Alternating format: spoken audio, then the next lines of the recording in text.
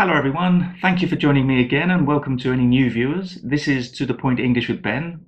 I'm Ben, and in this video I'm going to be answering some of the most common questions that I get on the Cambridge English exams. So specifically the B2 First, C1 Advanced and C2 Proficiency English exams. Now, as many of you know, over the last 2 or 3 years I've made dozens and dozens of videos on how to prepare for and pass the Cambridge English exams. And a lot of the questions that I'm answering today are answered in more detail in those videos. But I know that many of you have your exams coming up quite soon, so I thought it would be useful just to go through some of the most common questions, just in case you have any doubts before your exams. Now, most of these questions come from the comments section from my YouTube channel, but also from Facebook and Instagram, and even from my Telegram groups. So I'm putting the questions in timestamps, so you can look for the question that you particularly want answered and go straight to that question in this video. But I do recommend you watch the whole video, because there may be questions that other students have asked that perhaps you didn't think about, but you really need the answer to. So I always say that if one person has a question, it probably means that many, many more people have the same question, even if they don't realize it. So as I said, we're really focusing on the B2 First, C1 Advanced and C2 Proficiency exams. And that leads me on to the first question, which is quite a simple one to answer. But many people are a little bit confused about the difference between the FCE, CAE and CPE exams and the B2 First, C1 Advanced and C2 Proficiency exams. And the easy answer is simply that they are the same exams. They're just old names and new names. So the FCE, which is the first certificate in English, is the old name for the B2 First, which is the upper intermediate exam. The CAE is the certificate in advanced English, which is the old name for what is now known as the C1 Advanced, which of course is the advanced level. And the CPE is the certificate of proficiency in English, which is the old name for the exam which is now known as the C2 Proficiency exam. By the way, that exam is the original Cambridge English exam. It's from 1913, I think, the first CPE exam, the C2, what we now know as the C2 Proficiency. So it's a very old exam, and of course very prestigious. The Cambridge English exams are some of the most prestigious and respected exams internationally. But probably the most common question I get regarding the Cambridge English exams is, how long do I need to prepare? And I understand that question, because people have busy lives and they need to know how to organize their lives. You may have work, family, holidays, social life. But unfortunately, it's an almost impossible question to answer, because it depends on each individual. I am going to give you an answer in a moment, but really it depends on three things. First of all, your current level, of course. If you have a B1 level now and you want to pass the C1 Advanced exam, for example, you're going to need more time to prepare than somebody who already has a C1 Advanced or C1 level and wants to pass the C1 Advanced exam. Also, you have to think about how much time, sort of daily or weekly, you can dedicate to your preparation. If, for example, I recommend you spend 2 months preparing for the exam, but one student can only spend 2 hours per week studying, that's not going to be possible in 2 months. They're going to need more time. But if another student can dedicate 2 hours a day to studying, then 2 months may be sufficient. So it really depends on your personal situation. And it also depends on your experience with the Cambridge English exams, of course. If you've recently taken the B2 First exam, for example, perhaps you'll need less time to prepare for the C1 Advanced exam, because you'll know the format very well, you'll know the style of the Cambridge English exams, and you'll know more or less the strategy and approach you need. But to give you an answer, because most people want an answer, I would say you need at least a minimum of 2 months to prepare for any of the Cambridge English exams. On average, I would say most people spend about 6 months, I would say, on average. Some people spend a year or even more, sometimes 2 years. I don't recommend that. For me, exam preparation is a short-term process. If you want to pass an exam, it's a short-term objective. You shouldn't be spending a long time preparing for an exam. That's not really what learning English is about. It should be something you just focus on for a short period. It's a process that has a start and an end, and then you continue learning English in general. And another very common question is how to prepare. How should I prepare for the Cambridge English exams? And I have made other videos on this, but just very briefly, you need to get to know the exam extremely well. You need to know the format very well. So that's the first thing you should do, really, get to know each part of the exam. You need to develop a strategy and an approach for each part of the exam. And of course, you need to expand your vocabulary and revise all the grammar, and do as many sample tests, sample exercises as possible. Now, luckily for you, I have 3 exam preparation courses available where I really look in detail at what you need to do for each part of the exam. So I have preparation courses for the B2 first exam, the C1 advanced exam, and the C2 proficiency exam. And in those courses, we really look at strategy and approach for every single part of the exam. We look at sample exercises, and I share all my tips on how to prepare for the exams. But of course, I also have videos on YouTube, free videos, and there are lots of materials available online, and of course, books and other YouTubers even. Now, I'm not going to talk too much about the details of the exam, but I will say something, because this is a common doubt about the Cambridge English exams. And that's that they don't expire. The certification doesn't expire, in that once you've passed the exam and you get the certification, it's valid for life, basically. Other exams like IELTS, for example, they're only valid for 2 years. So if you're looking to get a job or university access, after 2 years, the IELTS is not valid, but the Cambridge English exams are valid indefinitely. Okay, so now we're going to move on to looking at each paper of the exam and the typical questions and most common questions that I get asked regarding each paper of the exam. So I have my list here. So the first paper of all the Cambridge English exams is the reading and use of English. So now the 2 parts, so the reading and use of English, are together in one paper. So it's quite a big paper, and it accounts for 40% of the marks. But a typical question I get asked is, do I have to do the parts in the order that they appear in the paper? So for the B2 first and the C2 proficiency, there are 7 parts for the reading and use of English, and for the C1 advanced, there are 8 parts. So of course, when you open the paper, you'll see part 1, part 2, part 3, up to part 8, of course. But no, there is no obligation to follow the order that they appear. You have, in the C2 proficiency and the C1 advanced, you have an hour and a half, so 90 minutes to do the tasks. For the B2 first, it's an hour and 15 minutes. But you can do the different parts in any order you like. There's no particular order you have to follow. In fact, I recommend, and this is just one tip, although this is not a tips video, I recommend you start with part 5. So that's the reading part, because you'll need more time for that. Part 5, 6, 7, 8 if it's the C1 advanced, and then 4, 3, 2, 1. I recommend that order. I explain in my course why I recommend that order. I'm not going to go into details now, but many of my students say that they agree with me. That's the best order to do it. Another question that students ask is, how should I manage my time in the reading and use of English? Time management is extremely important in the reading and use of English, because you have these 90 minutes to complete the task, but some parts will need more time than others. Basically, you need to spend more time on the reading task, 5, 6, 7, and 8. Although part 1 is also considered reading, but for study purposes, I always consider that use of English.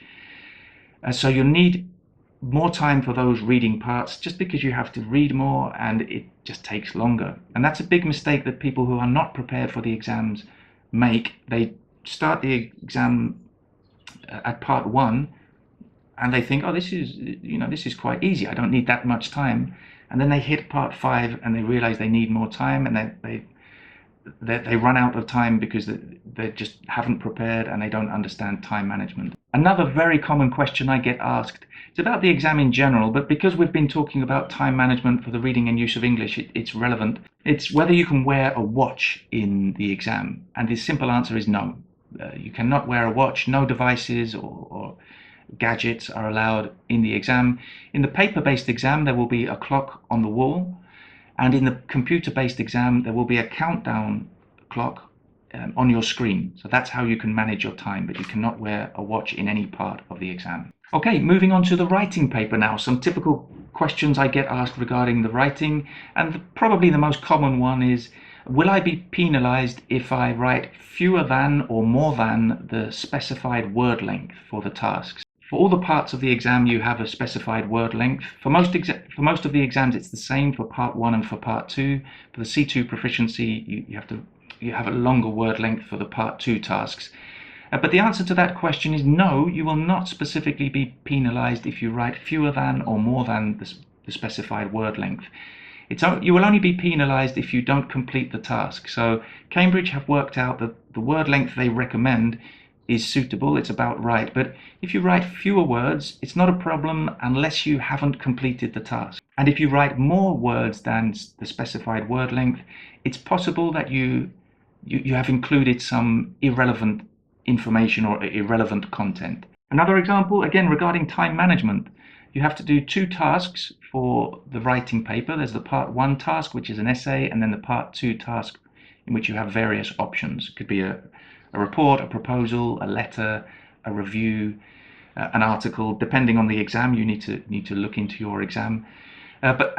So I always recommend you divide 50-50 the tasks. In the C2 proficiency, as I said, the second task, the part 2 task, should be a little bit longer, but I still recommend you dedicate 45 minutes to both tasks, because the difference in the number of words is quite small, so it's very difficult to calculate. If you're going to spend 50 minutes on the second task and 40 minutes on the first task, it gets complicated. So I recommend 50-50 for both tasks. Again, the same question, is spelling important in the writing? It is, yes, it's important, but examiners are a little bit more flexible, a little bit more forgiving, so to speak, in the writing, in that if you try more ambitious words, difficult, complicated words, then they may consider them slips. And if they don't affect the comprehension, then it's not such a problem. But you should try to spell the words correctly. I'm not saying there's an excuse not to spell the words correctly, but it's not so black and white. With the reading and use of English, if you spell a word incorrectly, you fail. You don't get that mark. So they're a bit more flexible. Another very common question in the writing, should I use British English or American English spelling or vocabulary? Either, both are acceptable, one or the other. But that's the important thing. You can't mix. You shouldn't mix. You should be consistent. If you use British English spelling for one word, you should use it consistently throughout your composition, and vice versa. American English is perfectly accepted. It's a British exam, but American English is accepted, but it must be consistent. You must use American English spelling throughout your composition. And finally, another very easy question to answer, but it is a question that I get asked sometimes. Can I take a dictionary into the exam? Can you use a dictionary in the exam? No dictionaries in the exam. That's it, very simple. So moving on to the listening now. That's the paper 3, the third paper of the exam. And the first question I get here, a very common question, students say they find it very difficult to listen and read at the same time. And that is an important skill to develop. So I recommend you practice that, because you have to read the questions and listen to the task at the same time.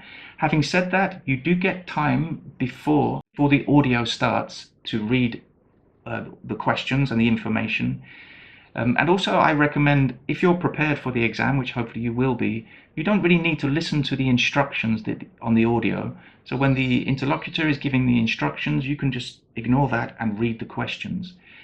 Take advantage of that time so you have more time. But it is a skill you need to develop, reading and listening at the same time, because you need to focus on the listening. So it's really practicing doing as many sample papers as possible.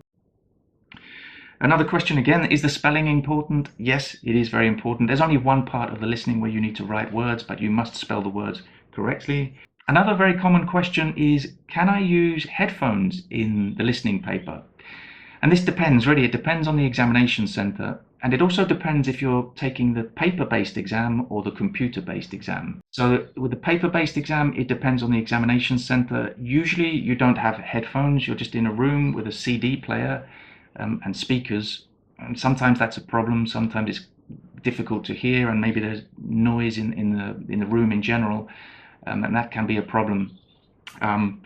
Sometimes you get headphones in the paper-based, but in the computer-based exam, that's one of the advantages of taking the computer-based exam, is that you will get headphones. So yeah, that's a huge advantage, really. And another question, what if I have a technical issue with my headphones?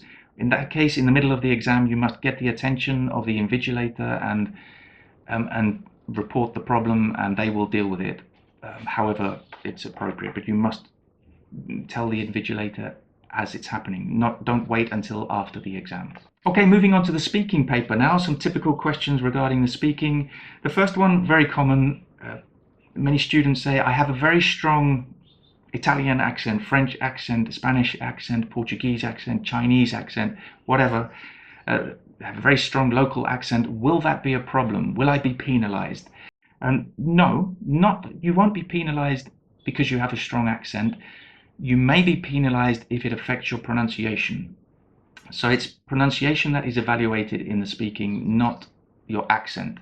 All accents are accepted or welcome, but if your pronunciation is not good enough, so is really that the examiners are looking at things like individual sounds, if they're pronounced, as they should be in English, intonation, word intonation or sentence intonation, word stress and sentence stress. Are you stressing the correct word in a sentence or the correct syllable in a word?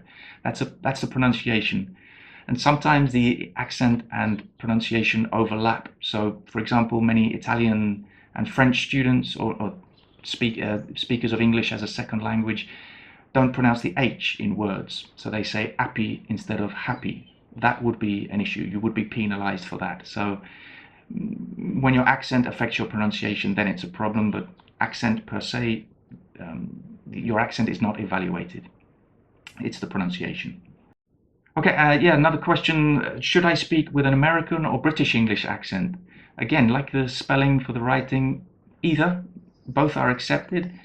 Australian English or your local accent, they're all accepted, but you should be consistent. Again, if you use American English vocabulary once, then you should use it later if there are situations. To be honest, there are not usually situations where you use a lot of American English or British English vocabulary, because the speaking exam is quite short.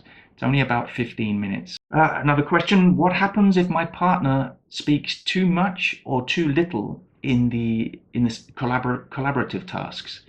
Yeah, if your partner is not prepared for the exam, there may be problems with that. They may not understand how to do the parts, how to do the tasks.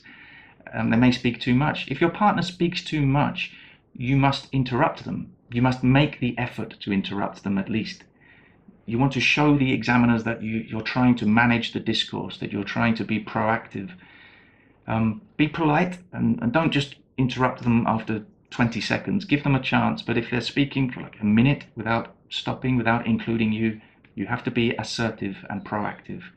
If they're speaking too little, then try to help them, try to encourage them to speak. Examiners will really appreciate that, but you have to manage the situation to the best of your abilities. That's the interlocutor can't help you really there. The only way they can help you is to direct the discussion questions at the end to a particular candidate who has spoken less.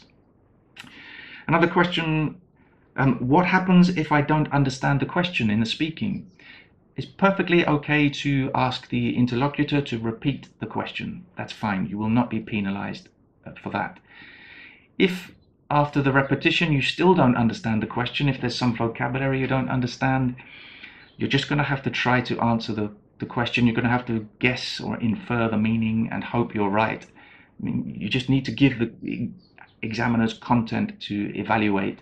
You can't ask for the interlocutor to explain the word or give a definition of the word. You just have to speak. If it's a collaborative task, then ask your partner to start, and then maybe from what your partner says you can infer what the question is and continue the conversation. But ask for repetition, and if you still don't know, just blag it. Do the best you can. And the last question, how can I prepare if I have no one to practice with? In particular the speaking paper, because I guess the other papers you can prepare on your own, but you really do benefit from having a speaking partner to practice with. That you can practice on your own. I recommend you record yourself speaking on your mobile phone and listen back. So, time yourself to try to recreate the exam conditions. It's not easy, but it's the best thing you can do. But you should be able to find partners, study buddies on the internet. I have my Telegram groups, which I'll link to in the video description. You can find lots of other people preparing for the exams there, and you can just practice the speaking paper with them.